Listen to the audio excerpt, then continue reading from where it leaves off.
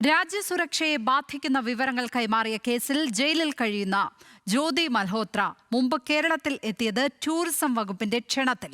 Social media influencers പട്ടികയിൽപ്പെടുത്തി 41 പേരെ എത്തിച്ചതിൽ ജ്യോതി മൽഹോത്രയും ഉൾപ്പെട്ടിരുന്നു. ചാരപ്രവൃത്തി ചെയ്യുന്നവരെ ആരെങ്കിലും ബോധപൂർവം കൊണ്ടുവരുമോ എന്ന ചോദ്യവുമായി മന്ത്രി PA മുഹമ്മദ് റിയാസ്.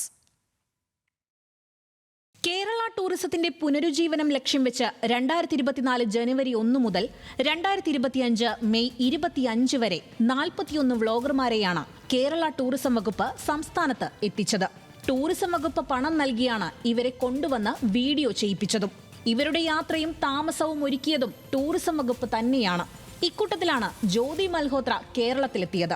കേരളത്തിലെ കൊച്ചി, കോഴിക്കോട്, കണ്ണൂർ, ആലപ്പുഴ, മൂന്നാർ എന്നിവിടങ്ങളിലെത്തി ജ്യോതി മൽഹോത്ര യാത്രാ വിവരണങ്ങൾ തയ്യാറാക്കി. നവമാധ്യമങ്ങളിൽ കാര്യമായ ഫോളോവേഴ്സുള്ള ജ്യോതി മൽഹോത്ര നിലവിൽ രാജ്യസുരക്ഷയെ ബാധിക്കുന്ന വിവരങ്ങൾ കൈമാറിയ കേസിൽ ജയിലിലാണ്.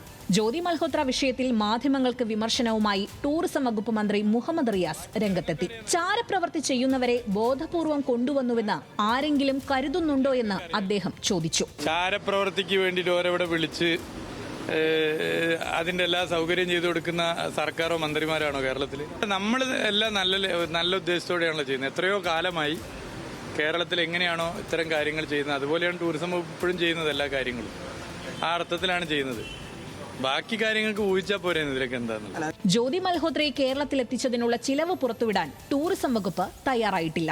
ന്യൂസ് മലയാളം, കൊച്ചി.